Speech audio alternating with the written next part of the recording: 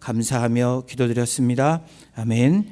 오늘 우리에게 주시는 하나님의 말씀은 고린도후서 3장 1절에서 11절까지의 말씀입니다.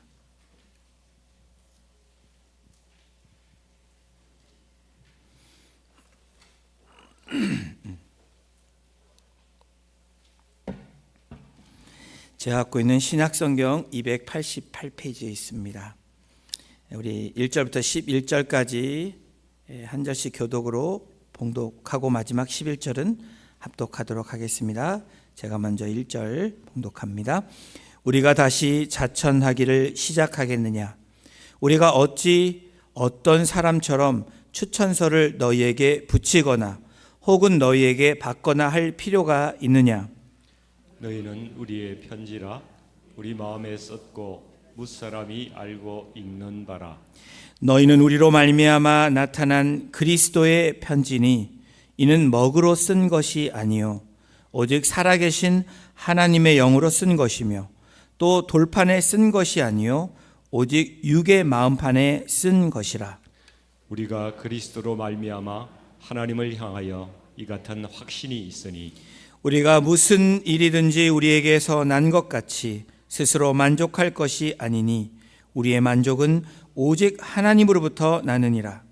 그가 또한 우리를 새 언약의 일꾼 되기에 만족하게 하셨으니 율법 조문으로 하지 아니하고 오직 영으로 함이니 율법 조문은 죽이는 것이요 영은 살리는 것이니라. 돌에 써서 새긴 죽게 하는 율법 조문의 직분도 영광이 있어 이스라엘 자손들은 모세의 얼굴에 없어질 영광 때문에도 그 얼굴을 주목하지 못하였거든. 하물며 영의 직분은 더욱 영광이 있지 아니하겠느냐? 정죄의 직분도 영광이 있은즉 의의 직분은 영광이 더욱 넘치리라. 영광되었던 것이 더 큰 영광으로 말미암아 이에 영광될 것이 없으나 합독합니다. 없어질 것도 영광으로 말미암았은즉 길이 있을 것은 더욱 영광 가운데 있느니라. 아멘. 오늘 본문을 가지고 그리스도의 편지라는 제목으로 하나님의 말씀 선포하겠습니다. 여러분, 이 세상에는 수많은 편지의 별별 사연들 내용들이 있습니다. 여러분들도 편지를 써보셨을 거예요. 그렇죠? 제가 어떤 분한테 물어봤더니 나는 한 번도 편지를 안 써봤다, 이런 분도 있는데, 저는 어렸을 때 우리 학교에서 위문 편지, 국군 아저씨께 이것도 써보고, 또 좀 자라서는 친구들한테 편지도 써보고, 또 성인이 되어서는 연애 시절에 연애 편지도 다 써봤습니다. 여러분, 연애 편지 안 써보셨어요? 써보신 분도 있고 안 써보신 분도 있습니다. 이 편지 안에는 별별 내용이 있는데, 역사의 인물, 많은 인물들 중에서도 자기가 편지를 써서 남긴 그러한 글들이 있습니다. 제가 외국에 있는 분들 몇 분과 우리 한국에 있는 분 짤막하지만 어떤 편지를 썼는지 함께 여러분에게 나눠드리고 싶습니다. 여러분, 이 러시아의 이 작곡가이며 지휘자인 세계의 유명한 음악가인 차이코프스키, 발음이 잘 안 되네요. 차이코프스키가 편지를 썼는데, 폰 매크라는 이 부인에게 15년 동안 1000통의 편지를 써서 보냈다고 합니다. 그런데 사랑을 키우며 함께 이 후원자와 그리고 작곡가의 관계로 남았는데, 1000편의 편지를 보내는 동안에 딱 한 번밖에 만나지 않았다고, 편지를 통해서 모든 것을 전달한 것을 알 수가 있습니다. 또 18세기의 철학자 장 자크 루소의 식물 편지라는 게 있습니다. 보타닉에 대한 이 식물에 대한 것을 8편의 편지를 써서 친구의 딸에게, 친구를 통해서 딸에게 전달하는 내용이 있습니다. 이것은 식물에 관한 관심과 또 그 관심을 가진 이 친구의 딸에게 보낸 편지이기도 합니다. 우리 한국의 정약용 선생님이 계시잖아요. 이 정약용 선생님의 형이 정약전입니다. 한 분은 이 발명가고 한 분은 이 정치가이면서 이렇게 글을 썼던 분인데, 이분들이 안타깝게도 서로 유배지에 가게 돼서 유배지 안에서 서로 이 지식을 주고받는 지적 호기심을 채운 그러한 서신들도 이 역사를 통해서 지금 후세 사람들에게 전해지고 있습니다. 이 편지라는 것, 참 지금은 이 SNS가 발달하고 과학이 발달해서 손편지를 많이 안 쓰지만 과거에는 다 서신을, 이 편지를 통해서 다 보냈죠. 이 편지라는 이 사전의 의미를 찾아보니까 이렇게 되어 있습니다. 상대방에게 소식이나 용무를 전하는 글, 이것이 편지다. 이 편지의 같은 동의어로 서간, 서신, 서한, 서찰, 이런 의미로 다 이것이 편지와 같은 그런 의미다라고 사용되고 있습니다. 여러분, 편지가 무엇입니까? 그냥 글씨를 쓰는 것이 아니라 이 보내는 사람의 마음을 받는 사람에게 전달하는 것이 바로 편지입니다. 다시 말하면 사람의 마음이 녹아 글로 표현되어지는 것이 편지죠.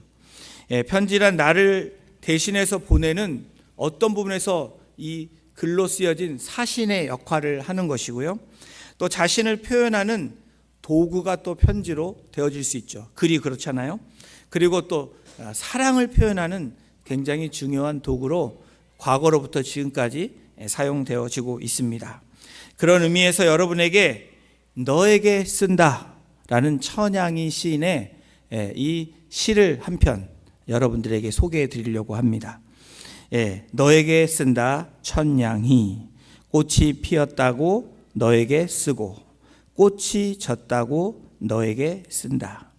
너에게 쓴 마음이 벌써 길이 되었다.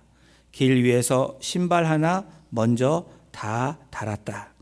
꽃이 진 자리에 잎이 피었다 너에게 쓰고 잎 진 자리에 새가 앉았다 너에게 쓴다. 너에게 쓴 마음이 벌써 내 일생이 되었다.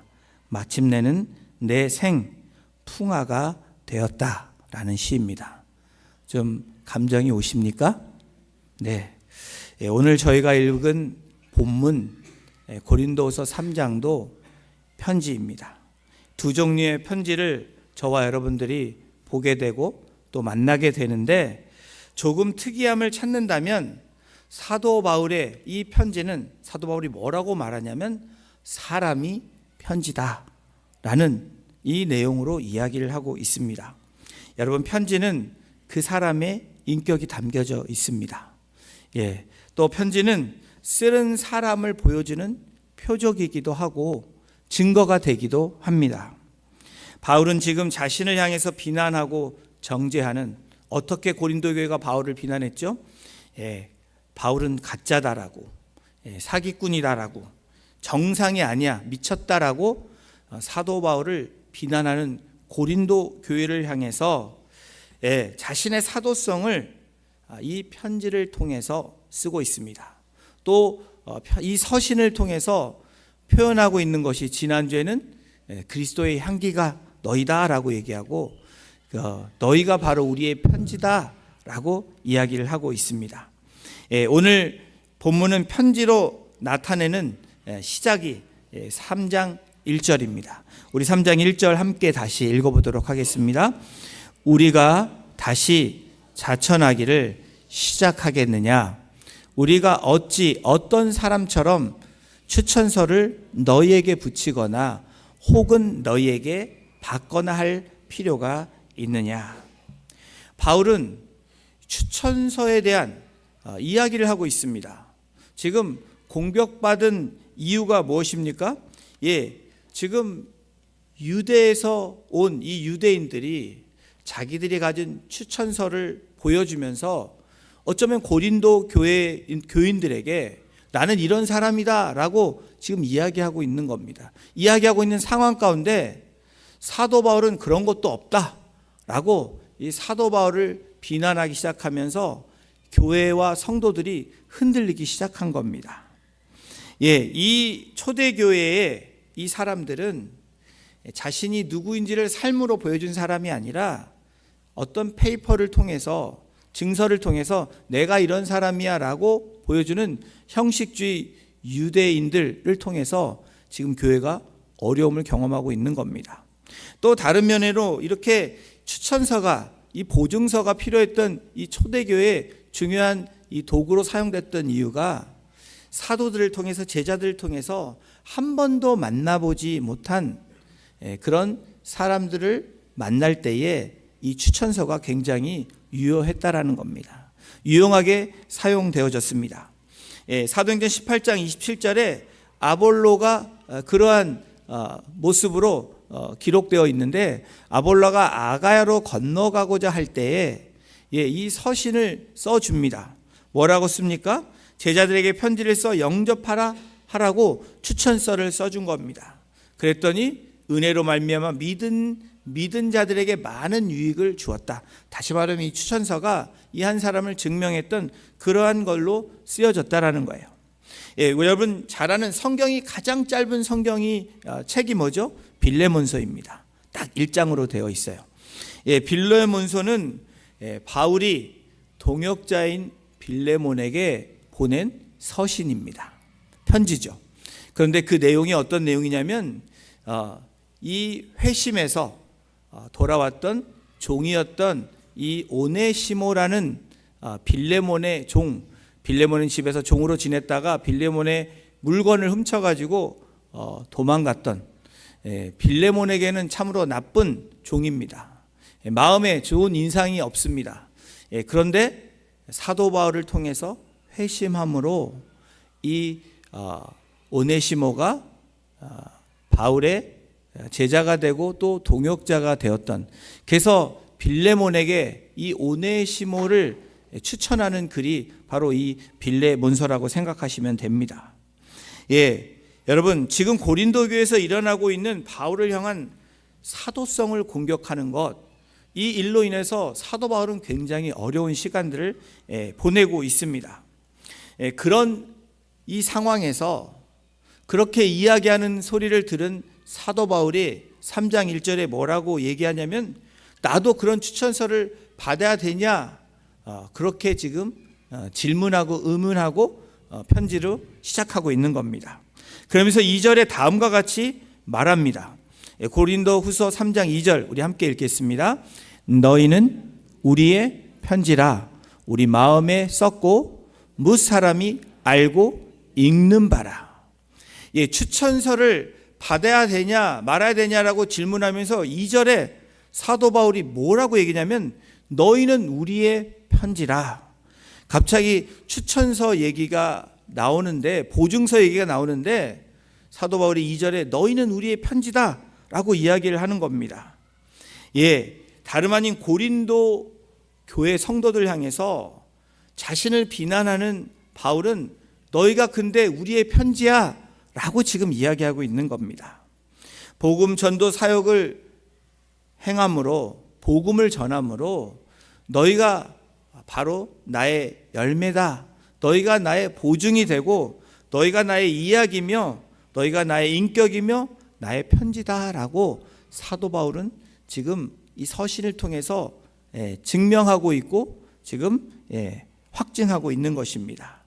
여러분 고린도후서 2장 12절 지난주부터 앞으로 7장까지는 사도 바울이 무슨 얘기를 하냐면, 지난주에 말씀을 드렸죠. 사도성에 대해서 자꾸 너는 사도가 아니라고 자꾸 거기서 걸고 넘어지니까 사도 바울이 사도성, 나는 사도다라는 것을 증명하고 반박하는 거, 그리고 내가 사도로서 이런 사역을 한다라는 것을 이야기하는 것이 2장 12절부터 7장까지의 다 주 내용이 그렇다고 지난주에 말씀을 드렸습니다. 바울은 왜 이런 많은 이 사도 고린도후서 이 전장을 통해서 많은 장을 할애해서 이런 이야기를 하고 있을까? 바울은 자신의 공격됨만으로 이것을 쓴 게 아니라는 겁니다. 이 자신뿐만 아니라 공동체의 중요한 문제라는 것을 사도 바울이 인식했기 때문에 그래요. 왜냐하면 바울이 가르치고 세운 교회가 고린도 교회잖아요. 18개월 동안 고린도에 머무르면서 복음을 전하고 말씀을 가르치고 거기에 교회가 세워집니다. 예, 그런데 자신의 사도성을 부정한다라는 의미는 어떤 의미냐면 자신을 부정하는 것으로 끝나는 것이 아니라 자신이 전한 복음인 예수 그리스도를 부정하는 것이라는 것을 인식했기 때문에 사도 바울이 2장부터 7장까지 많은 장을 할애해서 지금 이야기를 하고 있는 것입니다. 예, 자신의 사도권을 반론하고 있는 이유의 분명한 이유는 고린도 교회에 흔들림이 있었기 때문에 이것을 반박하는 글로 쓰고 있는 거예요. 그러면서 고린도후서 3장 3절에 바울이 이렇게 얘기합니다. 이 말씀도 함께 읽겠습니다. 시작. 너희는 우리로 말미암아 나타난 그리스도의 편지니 이는 먹으로 쓴 것이 아니요 오직 살아계신 하나님의 영으로 쓴 것이며 또 돌판에 쓴 것이 아니요 오직 육의 마음판에 쓴 것이라. 바울이 말하는 너희가 우리의 편지야 라고 말하면서 그 편지는 다시 우리의 편지를 이꼴 그리스도의 편지다 라고 이렇게 명명하고 있습니다. 예, 여러분, 편지란 보내는 이가 원하는 곳에 정확하게 전달되어질 때 그래야 비로소 의미가 있는 것이 편지입니다. 맞죠? 편지란 단지 보내는 이의 계획과 지시에 따를 뿐 제 뜻대로 아무 곳에 간다든지 원하는 곳에 가지 않으면 그 의미가 없다라는 거예요. 고린도서 3장 3절 초반부에 뭐라고 얘기합니까? 너희는 우리로 말미암아 나타난 그리스도의 편지라는 거예요. 우리가 복음을 전함으로 너희가 예수 그리스도를 영접한 바로 너희를 통해서 그리스도가 전해지는 바로 그리스도의 편지가 바로 너희들이야 라고 사도 바울은 지금 말하고 있는 겁니다. 예, 그리스도의 편지가 무슨 의미입니까? 저와 여러분들을 생각할 때 그리스도께서 세상에 쓴 편지라는 거예요. 저와 여러분을 통해서 어떻게 합니까? 그리스도를 듣게 하는 편지가 바로 그리스도의 편지라는 겁니다. 우리를 통해서 세상이 하나님의 이야기를 듣게 하는 그리스도의 편지로, 또 하나님을 다시 한번 생각하게 하는 그리스도의 편지로 저와 여러분들을 불러주셨을 뿐 아니라 사도 바울은 그렇게 고린도 교회에게 자기를 비난하고 정죄하고 하는 이 고린도 교회에게 이렇게 편지하고 있는 거예요. 여러분, 그리스도의 편지는 그리스도가 어떤 분이신지, 그리스도가 어떤 증인이 되셨는지를 나타내는 편지라고 말합니다. 이러한 그리스도의 편지가 어떤 방식으로 쓰여졌는지, 바로 이 그리스도의 편지는 어떤 방식으로 쓰여졌는지 사도 바울이 3장 3절에서 두 가지로 이야기를 하고 있습니다. 예, 첫 번째 그리스도의 편지는 하나님의 영으로 쓰여진 것이다 라고 말합니다. 편지가 편지지 뭘 영으로 쓰여졌냐. 여러분, 우리가 편지 쓸 때 우리의 감정이 들어가고 우리의 영혼이 들어간다고 그러잖아요. 그래서 그 편지가 되면 어떻습니까? 감동이 오게 되어 있습니다. 자, 하나님의 영으로 쓰여진 게 그리스도의 편지다. 자, 3장 3절 이 중반부에 이렇게 기록되어 있습니다. 이는 먹으로 쓴 것이 아니요. 먹으로 쓴 것이 아니라 요즘 말로 그냥 펜으로 그냥 쑥쑥 쓴 것이 아니라는 거예요. 여러분, 먹으로 쓰여진 편지, 볼펜이나 뭔가로 쓰여진 편지는 시간이 흐르면 어떻게 됩니까? 흐려지다가 점점점 사라지게 되어 있습니다. 퇴색된다라는 거예요. 또 먹으로 쓰여진 것을 생각해 보면 물이 닿으면 어떻습니까? 번져서 알아볼 수 없게 된다라는 거예요. 자, 먹으로 쓰여진 것이 아니라 뭘로 쓰여졌다고요? 하나님의 영으로 쓰여졌다라는 겁니다. 자, 이 말씀을 묵상하면서 영으로 다시 말하면 펜으로 쓰여진 것은 어떤 의미냐? 사라지는 것이라는 것으로 생각이 들더라고요. 그러면 하나님의 영으로 쓴 것은 뭡니까? 살아있는 것을 이야기합니다. 여러분, 이 영혼으로 쓰여진, 또 여러분의 감정이 담아서 사랑으로 쓰여진 편지는 어때요? 누군가의 마음에 남아있는 것처럼 이 그리스도의 편지는 하나님의 영, 살아있는 편지라고 지금 사도 바울이 말하고 있는 거예요. 이 부분에 대해서 살아있는 편지, 영으로 쓴 편지는 어떤 편지인지 사도 바울이 고린도후서 3장 17절에 이렇게 기록하고 있습니다. 이 말씀 함께 같이 읽어볼게요. 시작. 주는 영이시니 주의 영이 계신 곳에는 자유가 있느니라. 여러분, 그리스도의 편지는 어떤 의미가 있어요? 자유케 하는 편지라는 거예요. 그리스도의 편지인 저와 여러분들은 자유함을 누리고 살아가는 사람들이라고 말씀하고 있는 겁니다. 그런데 고린도 교회는 안타깝게도 지금 자유함이 있습니까? 없습니까? 거짓 교사와 이 선지자들을 통해서 지금 교회가 흔들리고 있습니다. 지금 소가 넘어가서 어딘가에 묶여있고 매여있는 상태가 지금 고린도 교회입니다. 그러므로 바울이 너희가 우리의 편지고 그리스도의 편지라고 격려하고 그들에게 위로하고 또 그들에게 다시 리뷰하는 그러한 이 편지가 어떤 의미냐? 바로 바울은 그리스도의 편지인 너희들이 자유해야 된다라는 거예요. 그리스도의 편지는 자유함이 있다라는 거예요. 그래서 그 자유함을 가진 사명을 가진 너희들이 내가 말한 그리스도의 편지로서 그 정체성으로 사명을 다해 나가야 되는 너희들이 바로 우리의 편지고 그리스도의 편지라고 사도 바울이 지금 말하고 있는 겁니다. 또한 그리스도의 편지는 사도 바울은 하나님의 영으로 먹으려 쓰여진 것이 아니라 하나님의 영으로 쓰여졌다라고 말합니다. 그리고 두 번째는 돌판에 쓴 것이 아니라 마음판에 쓴 것이라고 그리스도의 편지를 그렇게 표현하고 있습니다. 고린도후서 3장 3절 후반부에 이렇게 쓰여졌죠. 또 돌판에 쓴 것이 아니요 오직 육의 마음판에 쓴 것이라. 여러분, 돌판에 쓴 것이 어떻게 되죠? 돌이 깨지면 소용이 없어집니다. 여러분, 이 출애굽기 31장 18절을 함께 보세요. 이렇게 쓰여져. 여호와께서 시내산 위에서 모세에게 이르시기를 마치신 때 진겁한 둘을 모세에게 주시니 이는 돌판이요 하나님이 친히 쓰신 것이더라.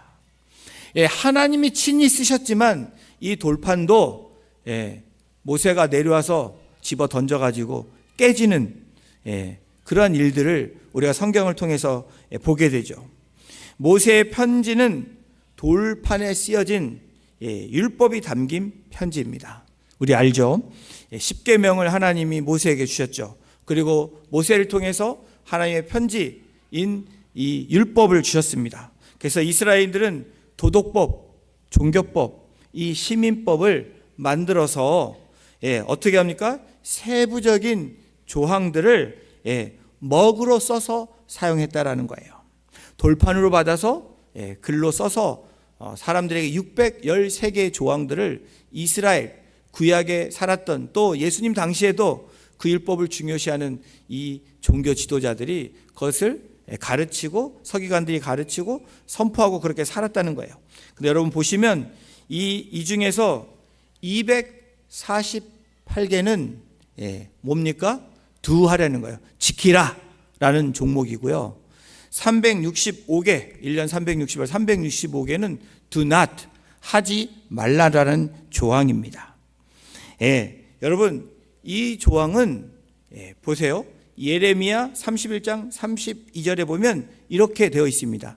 이 언약은 내가 그들의 조상들의 손을 잡고 애굽 땅에서 인도하여 내던 날에 맺은 것과 같지 아니할 것은 내가 그들의 남편이 되었어도 그들이 내 언약을 깨뜨렸음이라 여호와의 말씀이니라. 바울은 그 구약의 돌판이 아니라 마음판에 새겨진 것이 그리스도의 편지라고 이야기를 합니다. 그러면서 예레미야 31장 33절에 이렇게 얘기를 해요. 그러나 그날 후에 내가 이스라엘 집과 맺을 언약은 이러하니 곧 내가 나의 법을 그들의 속에 두며 그들의 마음에 기록하여 나는 그들의 하나님이 되고 그들은 내 백성이 될 것이라 여호와의 말씀이니라. 돌판에 새기는 것이 아니라 이제 하나님의 이 언약은, 새 언약은 뭐가 돼요? 바로 마음에 새기는 언약이 될 거라고 이야기를 합니다. 마음판에 새긴 하나님의 편지는 먹으로 쓴 것이 아니라, 돌판으로 쓴 것이 아니라 뭐라고 말씀합니까? 하나님의 영으로 쓰여진 것이고 마음판에 새겨진 것이라고 사도 바울이 대조하며 이야기를 하고 있습니다. 그러면서 고린도후서 3장 4절에 사도 바울이 이같이 말하고 있습니다. 우리 함께 읽겠습니다. 우리가 그리스도로 말미암아 하나님을 향하여 이 같은 확신이 있으니. 어떤 확신을 가졌다고 지금 바울이 지금 이렇게 이야기하고 있습니까? 그리스도로 말미암은 확신이라는 거예요. 그리스도의 편지는, 그리스도의 편지인 저와 여러분들은 어떤 확신이 있는 사람들입니까? 그리스도의 확신이 있는 사람들이에요. 세상의 확신은 여러분 흔들릴 수 있습니다. 내가 갖고 있는 확신은 언제든지 무너질 수 있고 깨질 수 있고 흔들릴 수 있습니다. 근데 사도 바울이 뭐라고 말합니까? 이 같은 확신이 있으니. 누구를 향하여? 하나님을 향하여. 여러분, 이 확신은, 변하지 않는 확신은 그리스도로 말미암은 하나님을 향한 확신이라고 사도 바울은 지금 증거하고 있는 것입니다. 바울은 자신의 논점을 확실히 하기 위해서 자신의 확신에 대해서 구체적으로 지금 설명을 하고 있습니다. 자, 5절에 보면 구체적인 설명이 나옵니다. 자, 우리 함께 읽겠습니다. 시작. 우리가 무슨 일에든지 우리에게서 난 것 같이 스스로 만족할 것이 아니니 우리의 만족은 오직 하나님으로부터 나느니라. 여러분, 우리의 행복, 만족은 누구로부터 나요?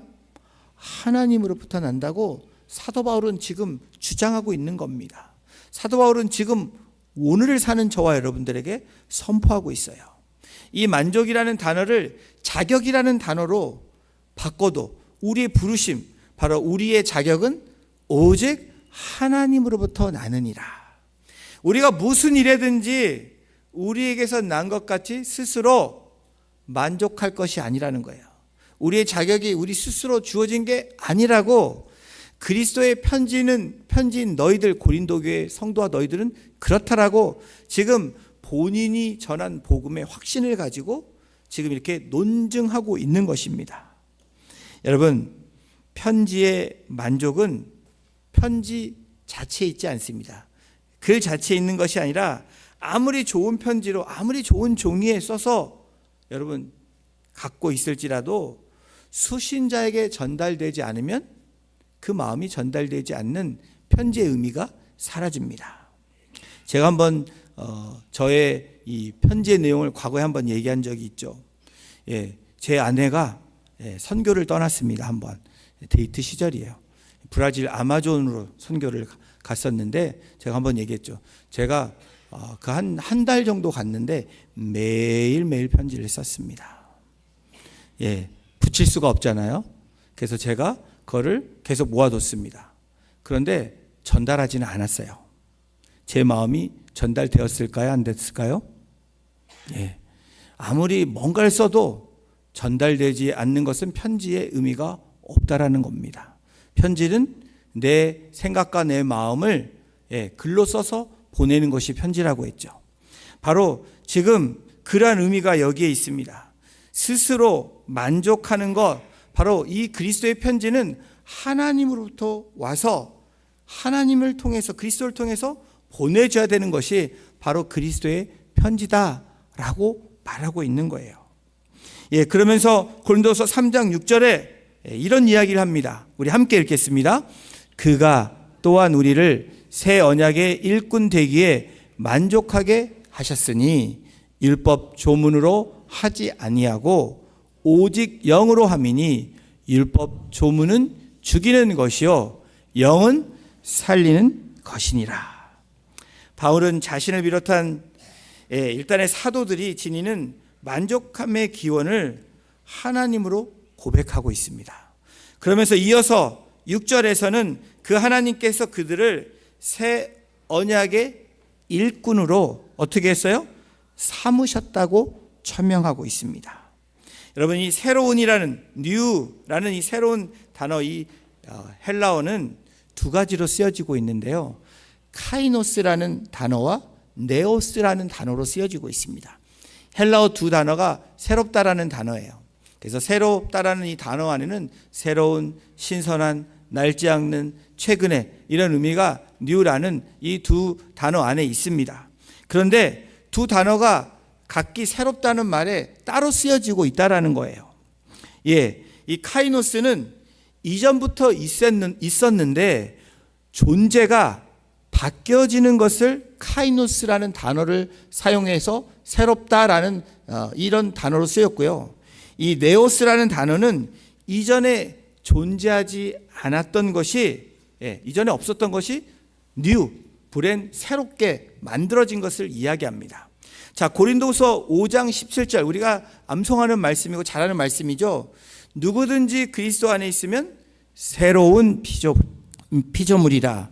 이 새로운 이 단어는 카이노스로 쓰였다는 거예요. 이전에 우리가 있었죠.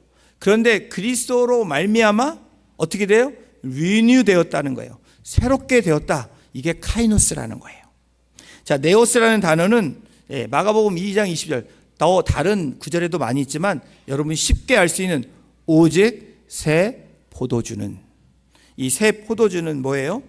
과거에 만들어졌던 것이 변화된 포도주가 아니라 새롭게 새 포도주를 만들었던 바로 이 단어 네오스로 쓰고 있다라는 거예요.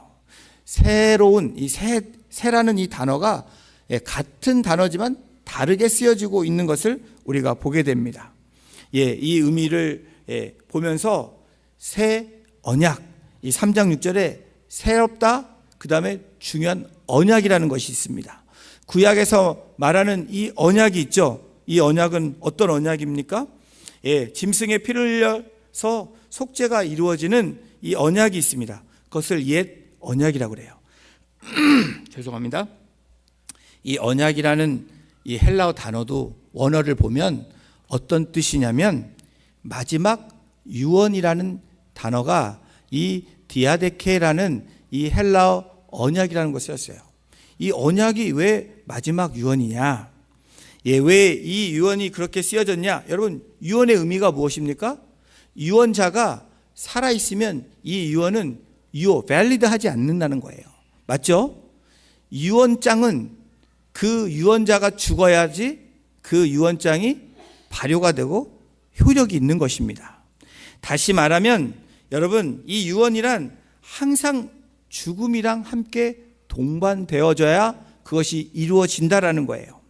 그래서 이 언약이라는 것이 마지막 유언, 바로 뭘 얘기합니까? 이 구약에서는 짐승의 피 흘림으로 원타임 죄를 사하는 그 제사의 의미가 있고요. 신약에 와서 새 언약을 의미하는 것이 무엇입니까? 바로 예수 그리스도가 십자가에서 피 흘려 죽으신 그 피 흘리심이 바로 이 마지막 유언이 새 언약이라는 거예요. 제가 말씀드렸죠? 옛 언약은 뭐예요? 있다가 사라지는 거라면 새 언약은 지금 어떤 겁니까? 살아있는 것, 사라지는 것과 살아있는 것의 차이를 지금 말씀하고 있습니다. 여러분, 우리가 살아있다라는 것은 뭘 의미해요? 주님과 함께 있을 때, 주님이 나의 구원자가 되실 때, 나의 소망이 되실 때 우리는 살아있다라는 것을 느끼게 되고 자격이 주어지게 되고 또 그것을 누리고 살아가게 되는 살아있는 새 언약이 된다라는 겁니다. 이 십자가에 달려 돌아가시기 전에 주의 만찬을 통해서 말씀하신 장면, 누가복음 22장 20절에 말씀하시죠. 우리 함께 읽겠습니다. 저녁 먹은 후에 잔도 그와 같이 하여 이르시되 이 잔은 내 피로 세우는 새 언약이니 곧 너희를 위하여 붓는 것이라. 여러분, 여기 새로운 단어가 쓰였죠. 이 의미는 무엇입니까? 갱신되어지고 새로워진다라는 거예요. 이전의 나의 모습이 새로운 과거의 모습이 아닌 과거의 모습에서 새롭게 되어지는, 트랜스포밍 헤어지는, 리뉴 되어지는, 갱신되어지는 그 의미를 말하고 있는 것입니다. 예, 그러면서 예레미야 31장 31절에 이렇게 말씀하십니다. 여호와의 말씀이니라. 함께 읽겠습니다. 보라, 날이 이르리니 내가 이스라엘 집과 유다 집에 새 언약을 맺으리라. 바울이 말하는 복음이 무엇입니까? 구약을 이야기한 것이 아니라 구약에서 말한 이 언약이 완전하게 이루어지는, 또 옛 언약이 새 언약으로 될 수 있는 그분이 바로 예수 그리스도. 그 예수 그리스도를 통해서 이스라엘의 집과 유다 집의 새 언약을 맺으시고 예수 그리스도를 통해서 완전하게 이루시는 그런 새 언약을 이야기하고 있는 것입니다. 여러분, 제가 편지를 아까 썼다가 안 보내서 전해지지 않았다고 말씀을 드렸습니다. 그런데 그 편지를 보여줬을까요? 안 보여줬을까요? 모르세요? 당연히 보여줬죠. 제 마음을 전달. 그러니까 결혼한 겁니다, 여러분. 예, 이것이 바로 옛 언약으로 살면 사라지는 것이지만, 새 언약이 되면 어떻게 됩니까? 뉴 커비넌트가 되면 살아 있는 것이 돼서 같이 살아가고 있다라는 거예요. 동의가 되십니까? 안 되셔도 어쩔 수 없습니다. 저는 지금 살아 있습니다. 살아가고 있습니다. 앞으로도 살아갈 거예요.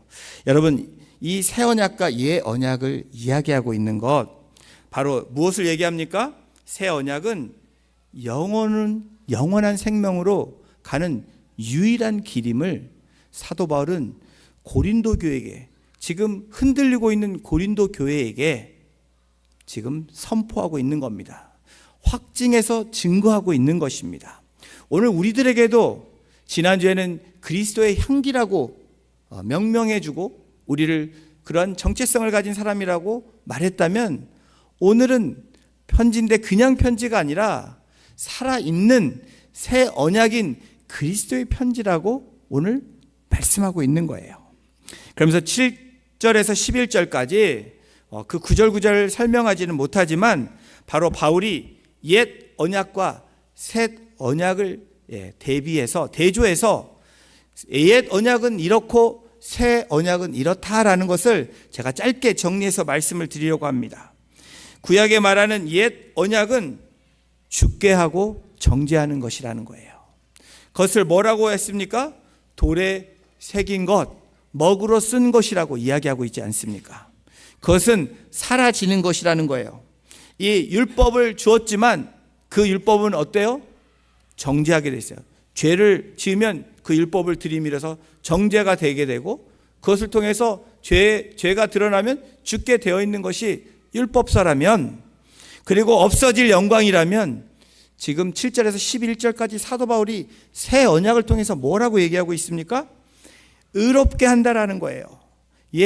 우리가 죽었어야 되는 우리가 예수 그리스도의 그 사랑으로 인해서, 그 사랑의 편지로 인해서 어떻게 됩니까? 우리는 의롭다라는 칭의를 받게 되죠. 바로 마음판에 새겨지는 편지, 맞죠, 여러분? 그리고 성령으로 쓰여진 편지를 이야기합니다. 이것은 그리스도의 편지인데 의롭게 하는 새 언약이라는 거예요. 그러면서 이 영광은 죽어질 영광이 아니라 영원히 되어질 영원한 영광이라고 사도 바울이 7절에서 11절까지 그렇게 말하고 있는 겁니다.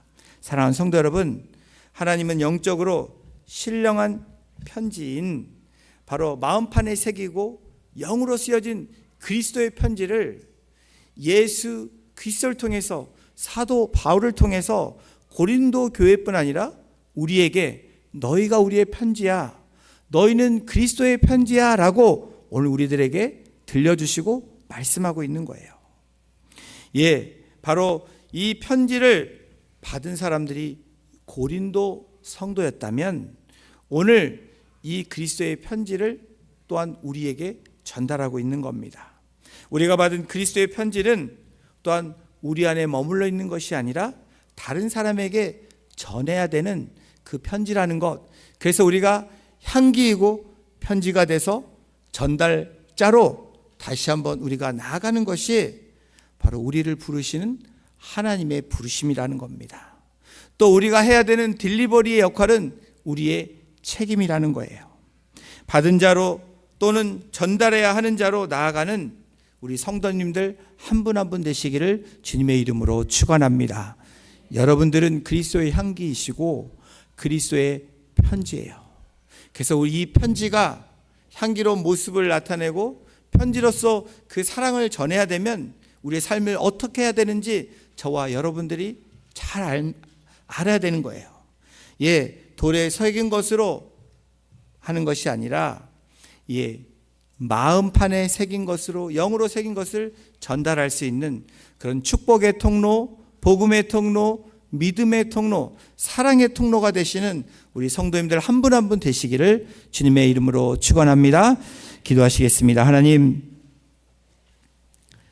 사도 바울이 고린도 교회와 성도들을 향해서 추천서가, 보증서가 바로 너희들이다고, 그 너희들은 우리의 편지이고 그리스도의 편지라고 우리에게 오늘 말씀해 주시는 주님의 음성을 듣는 우리 성도님들 되게 하셔서 우리가 옛 언약, 사라지는 것, 그냥 죽어지는 것이 아니라 살아있는 것으로 우리가 붙잡고 살아가는 믿음의 사람들, 하나님의 거룩한 백성들, 그리고 그리스도의 향기로 이 편지를 받은 자로 그리고 전달하는 자로 살아가기에 부족함이 없도록 오늘도 주님 안에서 하나님을 향해서 오늘도 그 발걸음이 옮겨지어질 수 있는 우리 성도님들 되게 하시고 우리의 가정이 되게 하시고 우리 목장교회가 되게 하여 주심으로 하나님이 세워주신 하나님의 교회의 그 정체성을, 또 그리스도인의 정체성을 우리가 확고히 다지는, 그래서 하나님을 향해서 흔들리지 아니하는 그 믿음으로 살아가는 우리 성도님들의 한 주간이 되어질 수 있도록 한 분 한 분을 붙잡아 주시고 인도하여 주시고 주장하여 주시기를 간절히 간구하며 우리를 구원하신 예수님의 이름으로 감사하며 기도드렸습니다. 아멘. 우리 다 같이 하셔서 찬양 드리실 때요.